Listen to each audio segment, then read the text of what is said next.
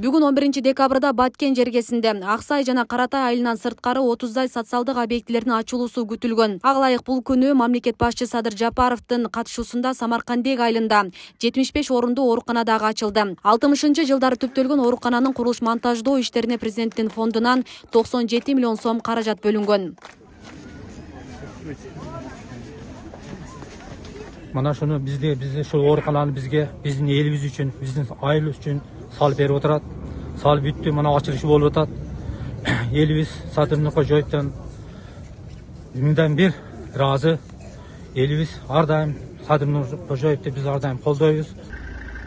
Мамлекет жалпы Баткен аймагын өнүктүрүүнүн артыкчылыктуу багыты катары кабыл алып, бир топ иштерди жасаганы бел байлаганы маалым. Учурда чек ара жаңжалында талкаланган 400дөн ашык жарактан чыккан үйлөр калыбына келтирилди. Ошол эле кезде Достук айылындагы үйлөр жаңыдан түптөлүп, бүгүнкү күндө шаарчага айланып отурат. Мында бала бакча, мектеп, ФАП, эс алуучу жайлар курулуп, бүт шарттар түзүлдү. Толугу менен өзгөрдү деп айта аламын Достук айылынын себеби кичинекей шаарчага айланды биздин айылыбыз.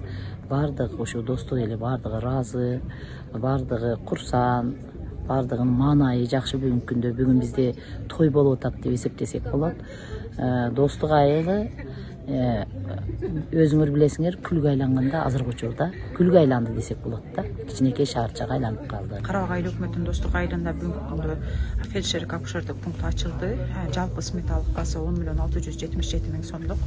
Бул ачылганын эң маанилүүлүгү ушул жерде жашаган калктын баарына биринчи медициналык санитардык жардамды көрсөтөт. Ошол эле учурда жаш балдардын баарына пландуу түрдөгү эмдөөлүүлөр дагы катталган.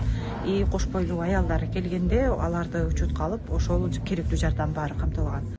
2022 жылдын 14-17 сентябрындагы кыргыз-тажик чек ара жаңжалында Достук дерлик толугу менен талкаланып, айыл жараксыз болуп калган эле.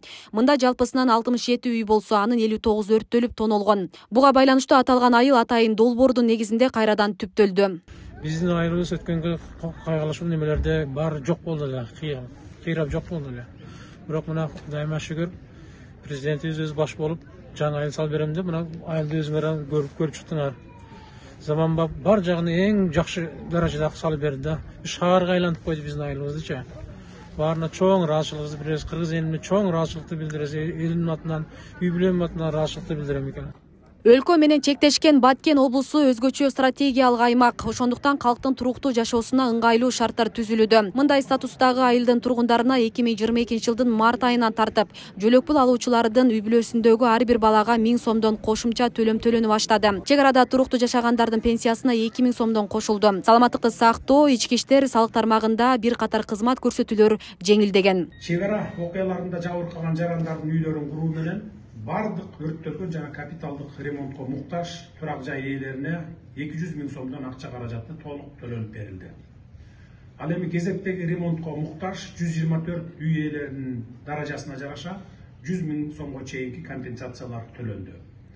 Окуяда унаасы же мал жандыктары жоголуп же өрттөлүп материалдык зыян тарткан жалпы 678 жаранга 135 миллион 554 миң сом акчалай компенсация төлөнүп берилди. Жабыркаган 210 жеке ишкерлерге 300 миң сомдон материалдык жардам көрсөтүлүп, жалпы 63 миллион сом бөлүндү. 208 ишкерге 197 миллион 500 миң сом акча каражаты жеңилдетилген насыя катары которулуп берилди. Урматтуу Өрүк Зара аймагынын жашоочулары, ушуну менен бардык жамандыктар чыгып кетсин, жаңы салынган үйлөрдү, мектептерди, бала бакчаларды жалаң жакшылыктар жылуулаган ийгиликтер коштосун демекчимин. Баткен облусунун коопсуздугун камсыз кылууга, инфратүзүмүн жакшыртуу менен ар тараптуу өнүгүүсүнө багытталган мамлекеттик колдоолор мындан ары да уланары президент тарабынан белгиленет. Эске салсак, өлкө башчынын Баткен облусуна болгон жумушчу сапары эртең Кадамжай аймагында уланат. Асия Сыдыкова, Нургазы Жайнаков, Замирбек Тойчубаев, Регион телеканалы, Баткен облусу.